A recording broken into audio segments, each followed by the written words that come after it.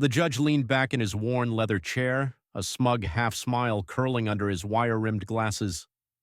His fingers tapped rhythmically on a thick stack of documents in front of him, each tap echoing in the tense silence of the courtroom like a countdown to humiliation. Reporters sat shoulder to shoulder, pens poised, cameras trained, ready to witness the public fall of a political figure they loved to hate. A few whispered predictions, others just waited, grinning. Everyone was watching. At the center of it all stood Karoline Leavitt, 27, White House press secretary, mother of one, former college debate champion, and the youngest person to ever hold her position. Her blonde hair was pulled back neatly, her navy blazer buttoned with deliberate precision, her chin slightly lifted as she sat at the defense table, completely still. She didn't blink, she didn't flinch. She just stared back at the judge like she was waiting for something only she could see. Across the aisle, Assistant U.S. Attorney Miles Forrester smirked to himself. Slick gray suit, dark tie, hair combed to perfection. He adjusted his cuffs with slow, confident hands, like a man about to win something he never doubted was his. He glanced toward Karoline but didn't speak. Not yet. He wanted to savor the silence. Then the judge finally spoke. "Karoline Leavitt," he said, his voice dripping with dry sarcasm. "You really think being close to President Trump puts you above the law?" The courtroom tensed. Reporters scribbled faster. Forrester's smirk widened. "This isn't a press room," the judge continued, "and it's not a place for spin. You're not here to retweet your way out of trouble." A few chuckles rippled through the gallery, most coming from journalists who'd spent the past 2 years writing think pieces on the downfall of Trump's administration. Karoline didn't react. She barely even blinked. The prosecutor rose slowly and walked to the front of the room, shoes clicking against the wooden floor, echoing like a metronome for his measured confidence. He turned to face the jury, his voice as smooth as a cable news anchor on primetime. "Ladies and gentlemen," he began, "we are here today because someone decided to twist the law in broad daylight, that someone is the press secretary of the United States, and she did it in service of one thing, Donald Trump." He paused for effect, letting the name hang in the air like a loaded accusation. "What we're about to prove," he continued, "is that Miss Leavitt knowingly violated the Hatch Act. She used her federal position to promote political misinformation, and not just any misinformation. She stood at that White House podium and declared, quote, 'Canada is on its knees before our tax policy.'" He held up a printed transcript, the line highlighted in neon yellow.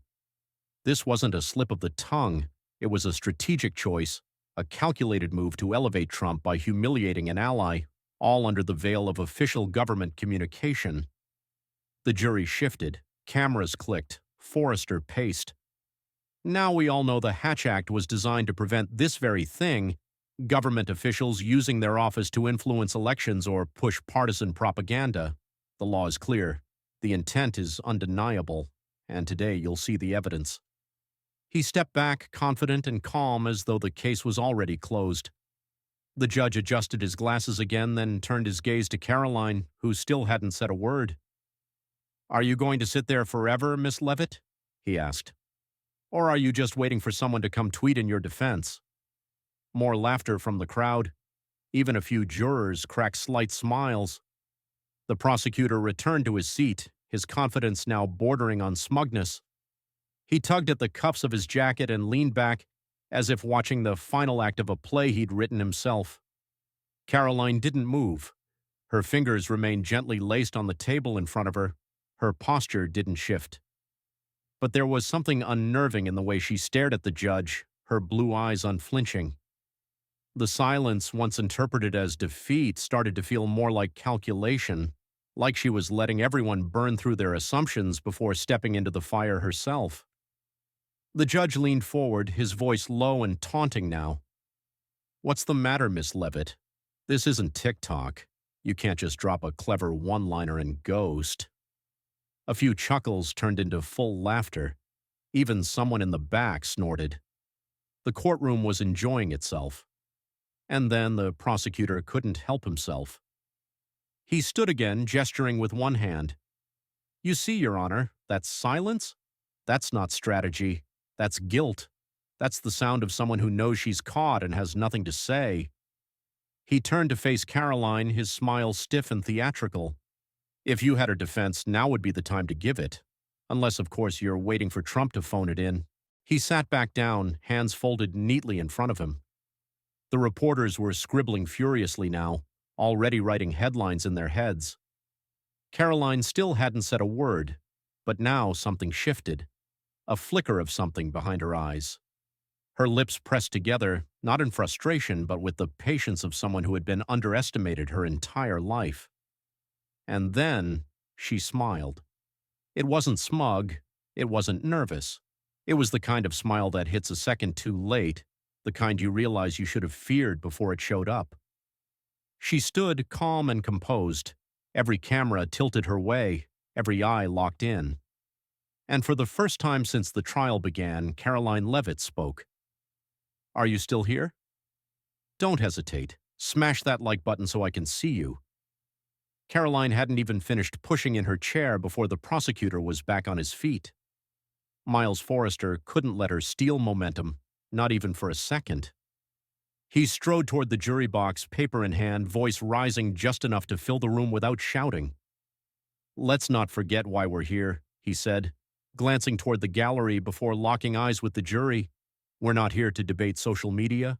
We're here to talk about the law, the Hatch Act, the rules that keep government power from becoming political propaganda. He held up a slim folder, clean, crisp, annotated. Inside, he promised, was all the evidence they needed. This isn't about style and it's not about age.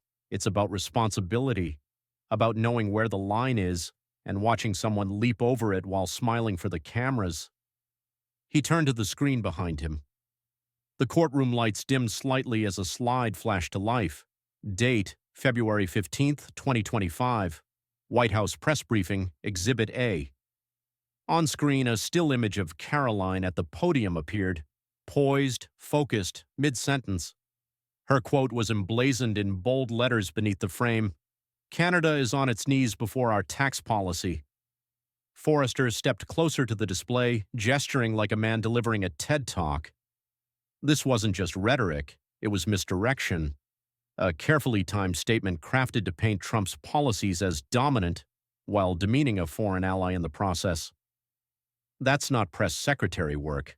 That's campaign spin, and it violates the law. He clicked the remote again.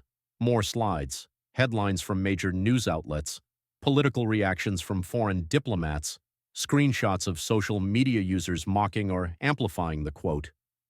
You'll see how far her words traveled, he said. You'll see how fast they spread. One press briefing, and within hours, millions were repeating her words, words spoken from the official podium of the federal government. Not an opinion, not a tweet, an official government statement crafted for impact. He let that sink in, then turned slowly to the judge. Your Honor, the Hatch Act was written to prevent exactly this kind of abuse. Government resources, titles, podiums, airtime, used not to inform but to spin, not to clarify but to manipulate. What she did wasn't clever, it was corrosive. The judge said nothing. He simply folded his hands, his expression unreadable now. Forrester turned back to the jury. And let's be clear, this isn't the first time. We've collected 6 instances where Miss Leavitt made inflammatory or misleading statements under the banner of the White House. From comments about defense budgets to remarks during the Hamas negotiations, each one painting a story, each one pushing a narrative designed not to inform but to influence. He picked up a document and flipped through it, highlighting passages as he went.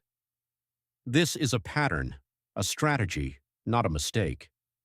Karoline remained seated, her hands still folded neatly. Her gaze never shifted. She didn't scribble notes or whisper to an aide. She just watched, still, calm, calculating.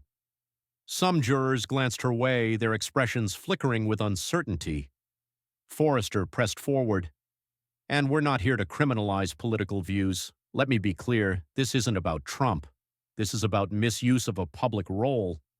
If she were working for any administration, Republican, Democrat, or Independent, and said something that reckless, we'd be here all the same. He stepped closer to the jury box, lowering his tone. This courtroom is one of the last places in this country where truth still matters, where words are examined, not just echoed. And the truth is, Miss Leavitt knew the rules. She signed the ethics forms. She was briefed on the Hatch Act before she ever stepped foot behind that podium. She wasn't confused. She was confident, and now she's cornered. He straightened, letting the silence build. The Hatch Act doesn't care if you're Gen Z or Boomer. It doesn't care if your suit is gray or blue or if you learned law on TikTok. It protects the American people from propaganda parading as policy. He turned toward the bench once more, eyes steady. Your Honor, the law is clear. The violation is clear. And her silence? That was never strategy. That was stonewalling. She hoped we'd trip over ourselves or back off. But we haven't. We brought the law. We brought the evidence. And we brought the truth. He returned to his seat, slow and steady. His smile was still there, but thinner now, less smug, more strained. The room fell quiet. Karoline didn't move, not yet. Karoline didn't rise right away. She simply sat there, still as stone, as if letting the prosecution's words hang a little longer, letting every syllable echo and settle, like dust before a storm. She shifted her hand slightly, then reached for a thick folder of her own. Her movements weren't hurried. They were practiced, intentional. The cameras clicked again. Reporters leaned forward, sensing the shift. She stood slowly, adjusted the cuff of her blazer, and stepped forward. The judge looked at her expectantly, waiting for a rebuttal, or maybe a meltdown. Miles Forrester leaned back, already scribbling what he thought might be his final notes. Jurors tilted their heads, waiting to hear her voice after nearly an hour of silence. She didn't disappoint.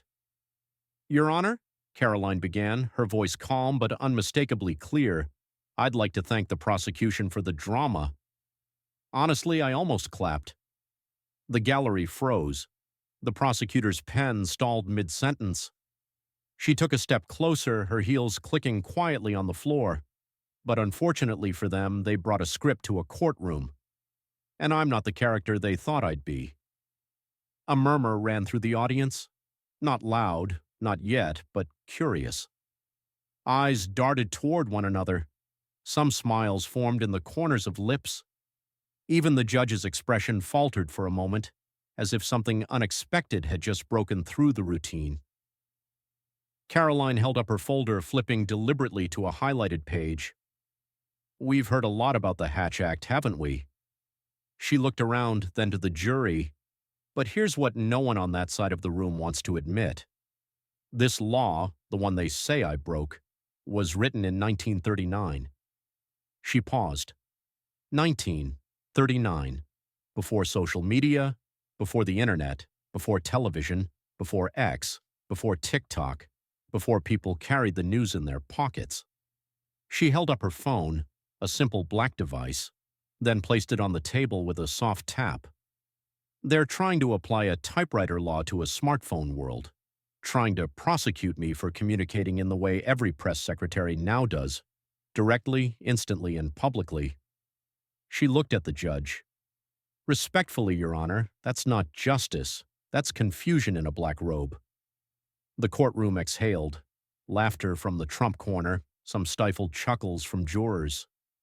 The judge blinked, not amused, not angry either, just interested now. Karoline stepped to the jury. Let's talk about the quote. Canada is on its knees before our tax policy. Yes, I said it. You know what I was doing? My job. I was summarizing a foreign economic shift in response to U.S. tax reforms. You may not like the phrasing, but opinion is not a crime. Exaggeration is not a felony. She flipped to another page. And here's what Section 5.2 of the Hatch Act actually says, and I quote, a violation must be directly tied to electoral influence or campaign activity. She looked up again. The statement I made was on February 15th, 2025. Midterm elections were long gone. No campaign event, no ballot, just policy. Her voice didn't rise. It sharpened. So, what exactly am I being charged with? Describing reality. She paused, giving space for the words to land. Then her tone softened. And let's not ignore the double bind they're trying to trap me in. If I say nothing at a press briefing, I'm failing the American people. If I speak clearly, directly, honestly, I'm suddenly violating the law. So which is it? Stay quiet and be sued for silence, or speak and be sued for speech? She raised her hands for a moment. Either way, I lose. Unless, unless someone finally says enough. Unless someone points out that the law they're using hasn't evolved in nearly a century. She turned slightly, her gaze sweeping the room.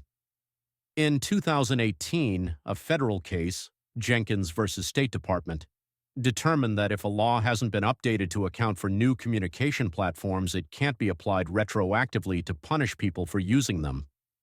That case was decided right here, in this building.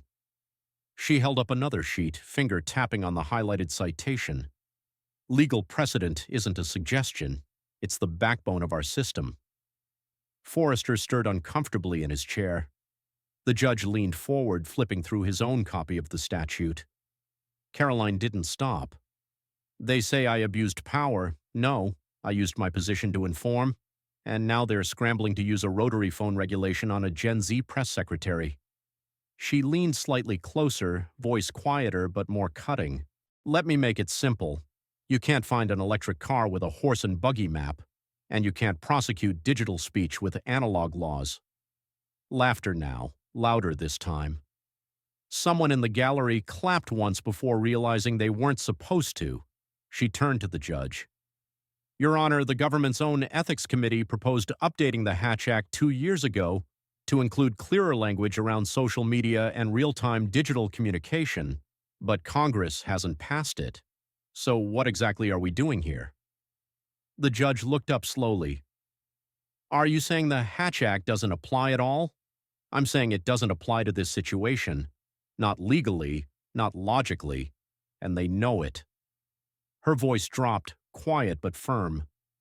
This isn't prosecution. This is punishment for standing too close to a president they despise. They're not chasing justice. They're chasing headlines. She stepped back slowly, letting her documents settle on the table, her hands now folded once more. And with that, she turned toward the jury, gaze steady. You've heard their version of the law. Now you've heard mine. The question is, which one actually belongs in 2025? The courtroom had shifted. No longer a stage for mockery, it had become something else. Heavier, quieter, focused. Even the air felt different. The judge was no longer tapping his gavel for laughs. The jury no longer leaned toward the prosecutor. The reporters stopped scribbling for drama and started taking notes for something that might matter. Karoline stood at the center of it all, eyes locked on the judge as she pulled out a final set of documents, thicker, color-tabbed, highlighted in blue and gold. This, she said calmly, is where we stop arguing feelings and start examining facts. She flipped to the first tab, holding the page up for both the judge and the gallery. Let's start with Section 12.4 of the Hatch Act. It reads, and I quote, "No action outside the current scope of regulation can be prosecuted unless new law is enacted." She paused, letting the words hang, then looked up. Let's ask the most obvious question. Has Congress passed a new law governing how a press secretary uses X or TikTok? She waited, but there was no answer. Just silence. Miles Forrester didn't move. The judge didn't speak. No one needed to. Everyone in that room already knew the answer. Exactly, Karoline said. They haven't. So why am I sitting here? She stepped closer to the jury box now, placing the document gently on the railing. They keep saying I crossed a line, but they can't even show you where that line is. They're applying a law that wasn't designed for digital platforms, a law that doesn't mention video streaming, real-time engagement, or how a viral soundbite can spread faster than any press release. Because in 1939, none of that existed. She flipped to a second tab, and here's another piece. In Jenkins versus State Department, a case argued just 7 years ago, A federal court ruled that public officials could not be prosecuted for social media statements unless those statements were directly linked to campaign activity. That ruling came down in a case involving Twitter, and it applies here. Karoline turned toward the judge again. My statement wasn't campaign speech. It wasn't posted on a candidate's account. It wasn't during an election cycle. It wasn't fundraising. It wasn't even partisan. It was a government update in a press briefing about a foreign policy shift. She looked back at the jury, her voice steady and clipped. So how exactly does that trigger the Hatch Act? Forrester stood abruptly, holding up a file. She deliberately phrased it to prop up Trump. That's electioneering. Karoline turned her head slightly, her expression unreadable. No, sir, that's called doing my job. The Hatch Act forbids campaigning, not commentary. If you don't like my tone, argue tone. But you can't twist a century-old statute to criminalize my vocabulary. Somewhere in the gallery, someone stifled a laugh. A few jurors smiled. The judge's lips twitched. She flipped to another page. You want to talk about intent? Let's talk about timelines. She held up 2 documents. The prosecution says I manipulated diplomacy. They claim my statement harmed U.S.-Canada relations. But here's an official White House memo dated February 16th, showing Canada continued bilateral talks with the administration the next day. And here's a transcript from Canada's finance minister, publicly stating that no offense was taken and that negotiations were ongoing. So again, where's the damage? She laid the papers on the table, slowly and deliberately, then turned back toward the gallery. Let me show you something else. A large display screen flickered on behind her. A bar chart appeared, pulled from a Pew Research report. This is data on how Americans get their news.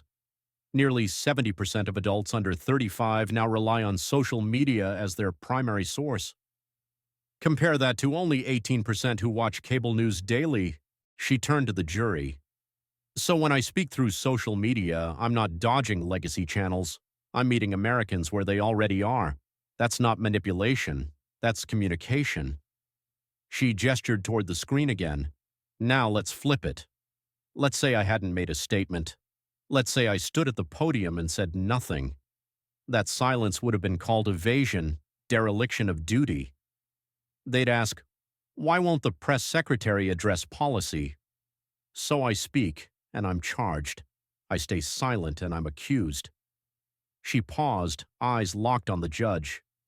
That's not a legal standard. That's a trap. The judge sat still, glasses slipping lower on his nose. He was no longer smirking. He was reading, listening, processing. Karoline leaned on the edge of the defense table now, her tone softer.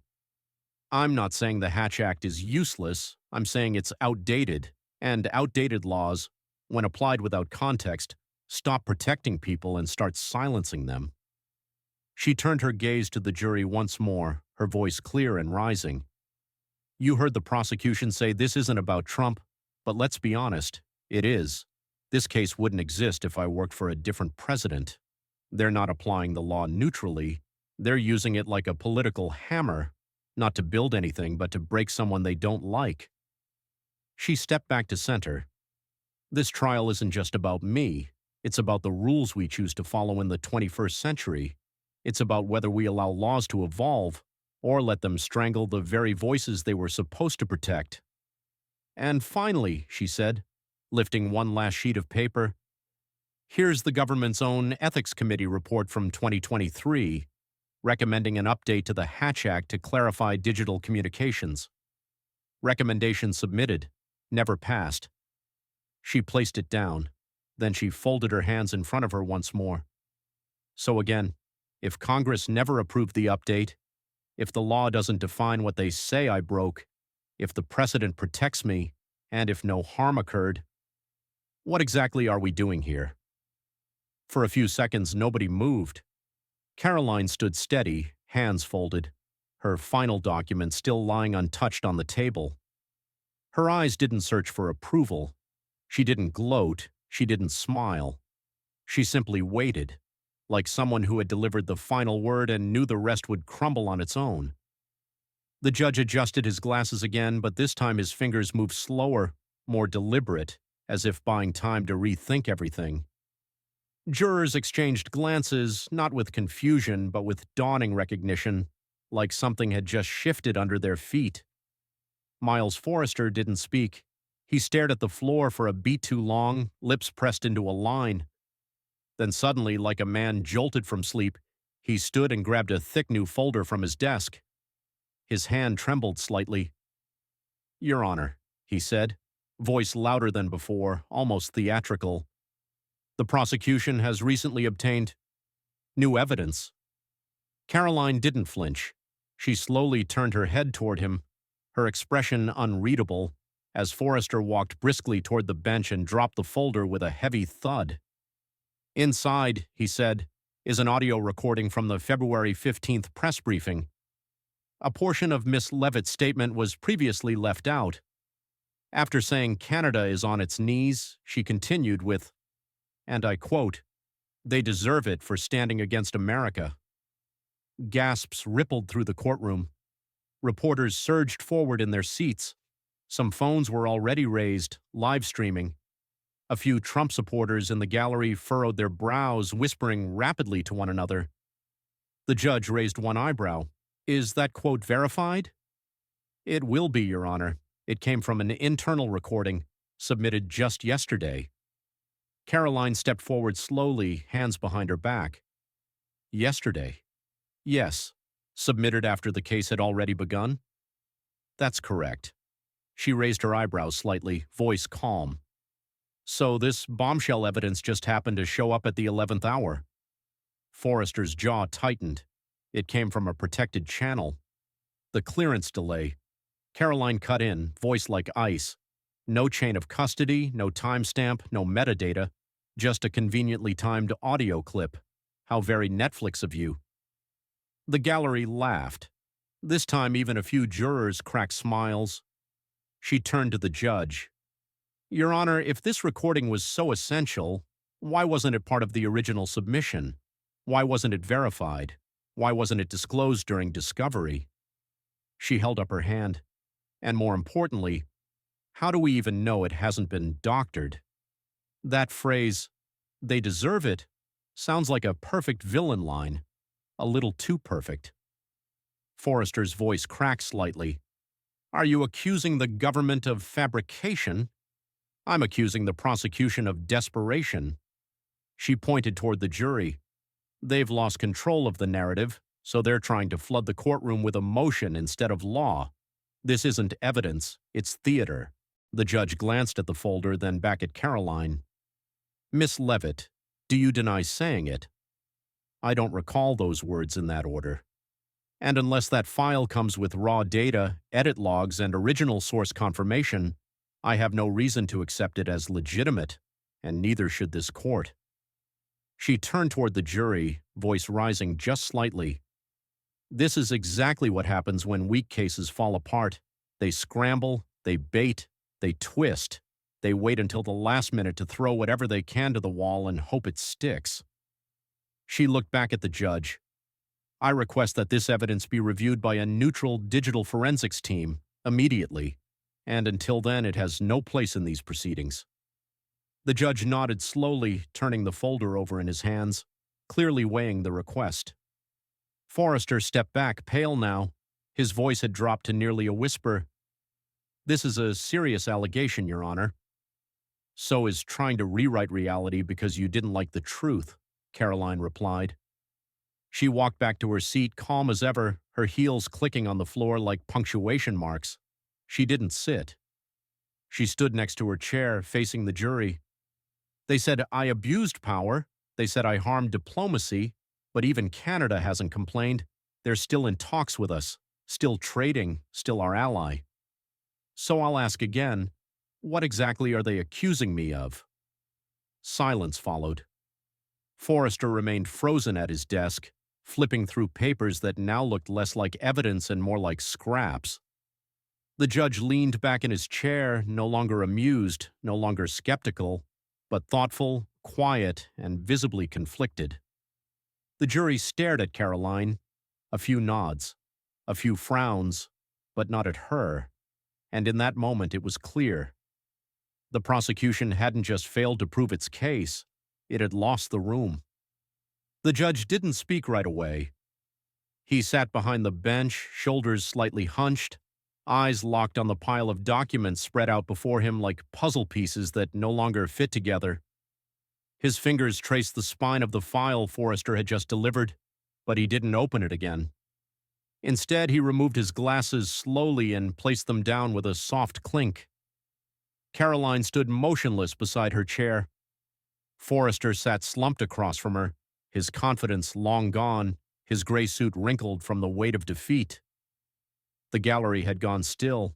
No more whispers, no scribbling, no flashes. Reporters stared straight ahead, waiting for a sentence that would become the next hour's breaking news. Then finally the judge exhaled. "Miss Leavitt," he began, eyes still lowered, "I walked into this courtroom today expecting to witness the collapse of a young, overconfident press secretary. I expected spin, denial, misdirection." He looked up slowly, but what I got was something I didn't see coming. Karoline's gaze didn't shift. The judge leaned forward, voice steadier now. "I doubted you. I mocked you. I saw your age, your connection to President Trump, and I made assumptions. And for that, I was wrong." A ripple moved through the jury. You didn't just defend yourself. You reminded this court that laws must live in the same era as the people they govern. You brought clarity, not confusion. You brought precedent, not politics. And frankly, you brought more respect for this courtroom than most witnesses twice your age. He turned to Forrester now, his tone sharp. "Counselor, you introduced last-minute evidence with no provenance, no metadata, no verification. You expected it to deliver a knockout punch. Instead, it showed the court exactly what desperation looks like under a spotlight." Forrester didn't lift his head. The judge turned back to Karoline, lifting one of the documents she'd submitted earlier, the Ethics Committee report, the citation from Jenkins versus State Department. "You were right to cite Jenkins. The law does not and cannot stretch to cover technological gaps without new legislation, and until Congress acts, the Hatch Act's authority in cases like this is, at best, ambiguous, at worst, weaponized." He paused, looking down briefly before reaching for his gavel. "Miss Leavitt, I find no legal basis to continue this case." The courtroom tensed. The judge raised his gavel. "This court finds you not liable. Case dismissed." The gavel struck. Not loud, not dramatic, but final. The Trump supporters in the gallery erupted first, clapping, cheering, fists raised. A young man in the back stood up shouting, "She did it," while others pulled out their phones to capture the moment. Even some neutral observers let out a sigh that wasn't quite disappointment. Karoline didn't move, not yet. She stood perfectly still, eyes scanning the room, lips pressed tight. Forrester remained slumped in his seat, hands in his lap, papers scattered and forgotten. The man who had opened the trial with such poise now looked like a statue left out in a storm, faded, still, and cracking. The judge stood slowly and gathered his notes, but before stepping off the bench, he turned back toward Karoline one last time. "Miss Leavitt," he said, "this country is going to underestimate you again. Maybe not tomorrow, maybe not next week. But it will, because you're young, because you speak with confidence, because you don't shrink from confrontation, and when it does, I hope you remember today." She nodded. Not a smile, not a thank you, just a steady, deliberate nod, like a promise made without words. The judge left the bench. The crowd buzzed again as the reporters rushed toward the exit, hands fumbling with phones, voices barking into recorders. Karoline finally returned to her table, gently gathering her papers, one page at a time. She didn't speak. She didn't pose. She simply packed up her documents like it was just another press briefing, just another day in a job where the stakes never seemed to rest. Then, from the back of the room, a voice rang out, young, sharp, energized. "Karoline, you made Trump proud today." The room paused. Karoline looked up, and for the first time since the trial began, she smiled. Not the practiced, camera-ready grin that politicians use, but something softer. Earned. She closed her folder, tucked it into her briefcase, and turned toward the exit. The jurors watched her leave, some with admiration, others with confusion, but none with indifference. And behind her, the echo of the judge's words lingered in the still air. I was wrong. The courtroom hadn't even finished clearing out before the chaos outside exploded. Reporters swarmed the courthouse steps, elbows up, voices sharp, microphones in hand. Camera flashes lit the overcast sky like strobe lights. Drivers honked from the street, not out of frustration but celebration.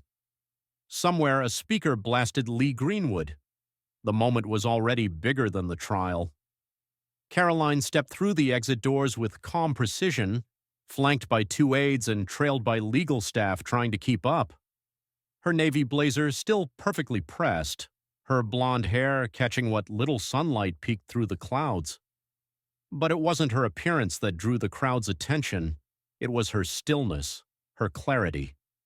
The same quiet confidence that had flipped a federal courtroom on its head.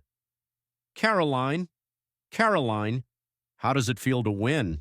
Shouted a young journalist with windblown hair, shoving a mic forward. Any words for the prosecutor? She paused just long enough for the cameras to tighten their zoom.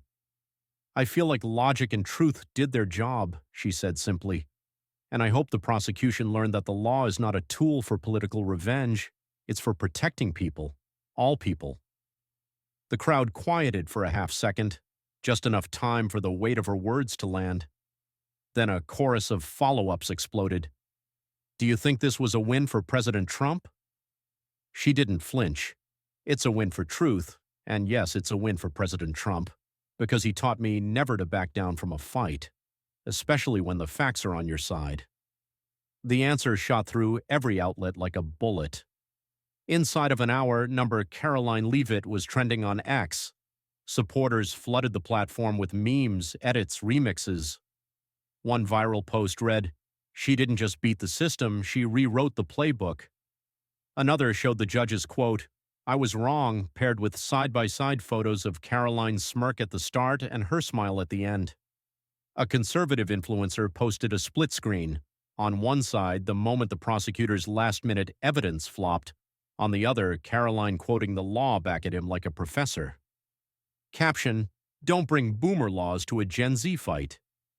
Even moderates and skeptical voices took notice.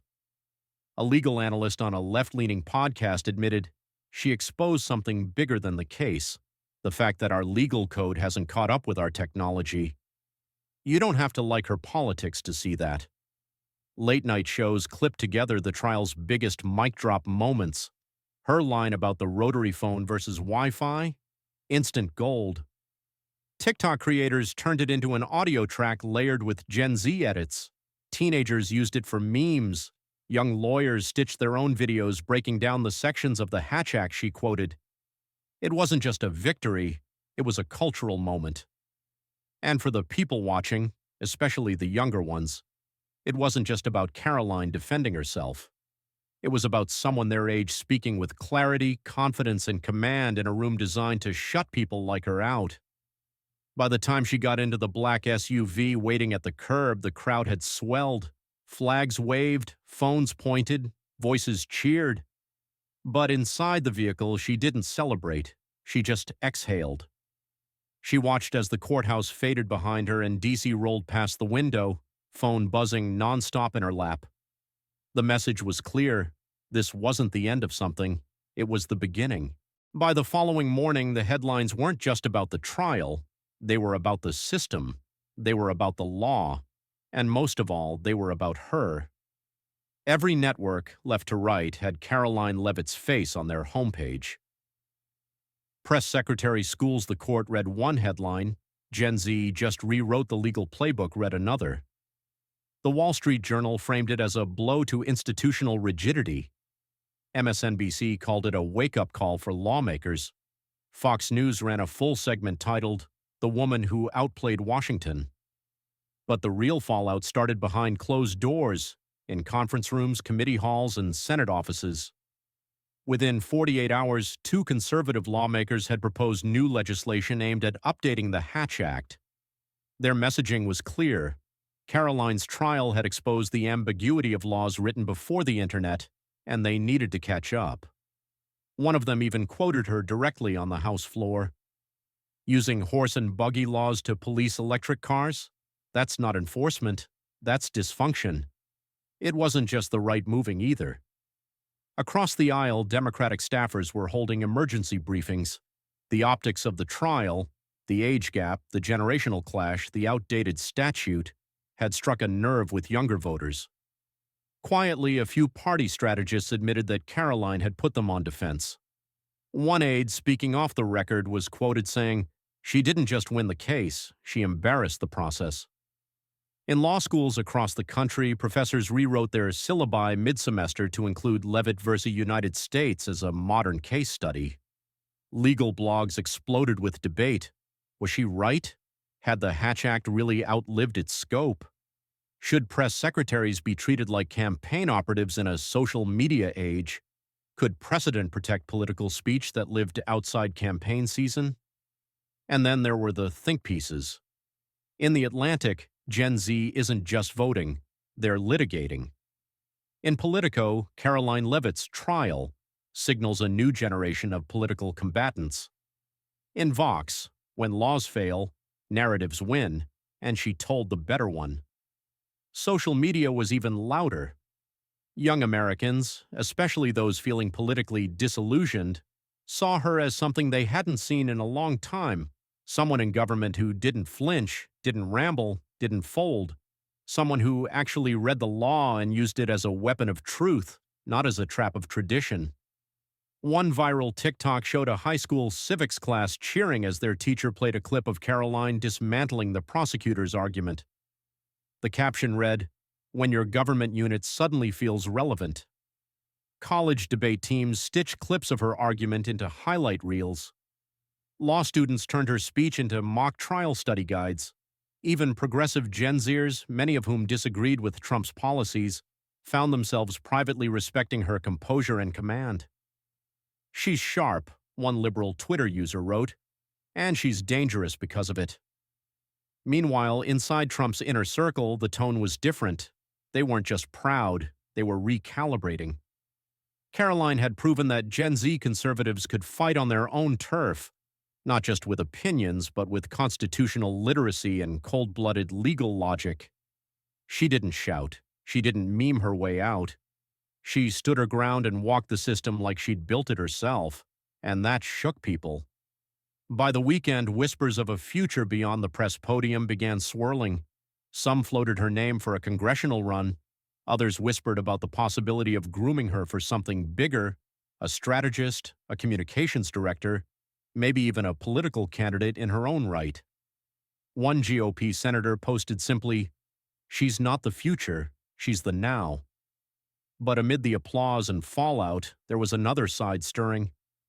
Opposition voices doubled down, warning that her win could open the door to unchecked government messaging. Editorials warned of a new era of politicized press briefings. Some pundits suggested Congress not only update the Hatch Act, but make it stricter. Stricter definitions, broader scopes, harsher penalties. The legal system wasn't used to losing a battle like this, and it didn't want to repeat. Still, the message had already landed. Karoline Leavitt didn't just walk into a courtroom and win. She walked into a centuries-old legal structure, peeled it back layer by layer, and made the country ask, what else needs to change? And that question was already echoing far beyond D.C. Karoline stepped into her home just after 9. The hardwood floor creaked under her heels as the door clicked shut behind her, muffling the last remnants of reporters still stationed outside. The lights were low, warm, calm, a world away from the courtroom, the flashing bulbs, the headlines already spiraling through every corner of the internet. In the living room, her husband, Matt, stood holding their 8-month-old son who was fighting sleep with one fist in his mouth and the other tangled in his father's shirt. When Karoline entered, both of them turned at once, one smiling, the other cooing. Matt's eyes said everything before he even spoke. I saw it all, he said, voice low but proud. You shut them down. Karoline walked over, kissed her son on the forehead, and gently took him in her arms. He wiggled once, then settled against her chest. She rocked him gently, her fingers brushing his fine hair. Mommy had to, sweetie, she whispered. So you grow up in a world where truth still matters. She sat down slowly on the couch, exhaling for what felt like the first time all day. The weight of the folders, the stairs, the noise, it didn't crash down on her now. It just drifted, like fog clearing after a long night.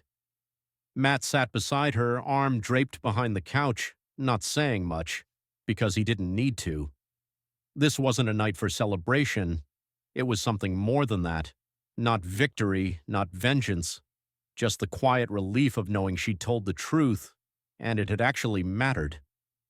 Her phone buzzed on the coffee table, again, then again. She didn't reach for it. She just watched her son's chest rise and fall as he drifted off to sleep, tiny breaths soft against her neck. For a moment, everything else faded. The courtroom, the judge, the prosecutor's glare, the roar of the crowd.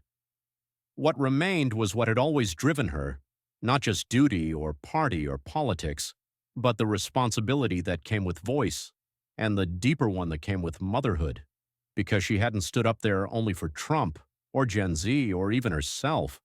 She'd stood for the future her son would grow up in, a future where the law didn't silence people because it hadn't caught up with the times, a future where someone like him could speak and be heard, not because he inherited power, but because he earned it. Outside, the media still swarmed. Inside, Karoline closed her eyes, and for the first time since the trial began, she rested. The next morning, Karoline stood at the White House press podium, same blazer, same calm eyes, same deliberate posture. To anyone passing by, it might have looked like just another routine briefing. But inside the room, the energy had changed. Reporters were quieter, cameras were sharper, staffers leaned in just a little more. Because everyone knew they weren't just here for the next headline, they were witnessing the aftermath of something seismic. A reporter near the front raised a hand. Miss Leavitt, now that the case is over, do you believe the law needs to change? Karoline tilted her head slightly, the faintest trace of a smile on her lips. Then she leaned forward. Laws are like technology, she said. If they don't update, they get left behind. I'm not here to break the law, I'm here to help it evolve. A few reporters nodded. One scribbled the quote faster than his hand could move. Another question rang out, this time from the back. Do you consider this a win for Trump? Karoline's smile didn't widen, but her voice grew firmer. It's a win for truth. And yes, it's a win for President Trump. Because he taught me that you don't apologize for standing firm when you know you're right. You don't bend to a system just because it's old. You challenge it, and if it's broken, you fix it.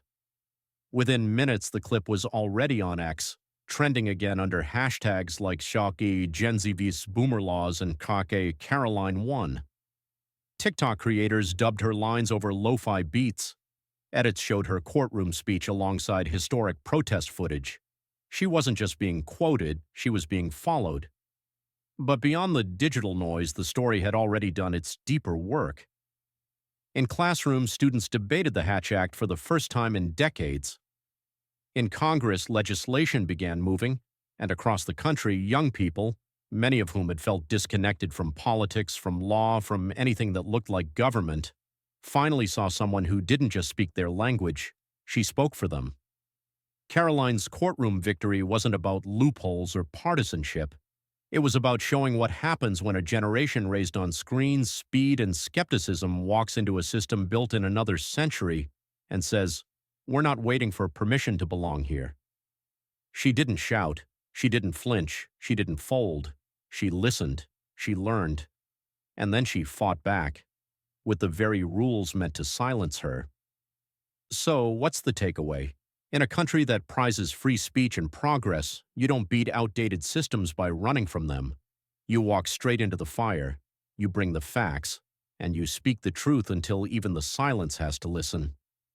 If this story moved you, made you think, or reminded you why truth matters, hit like, share it with someone who needs to hear it, and don't forget to subscribe. We're just getting started.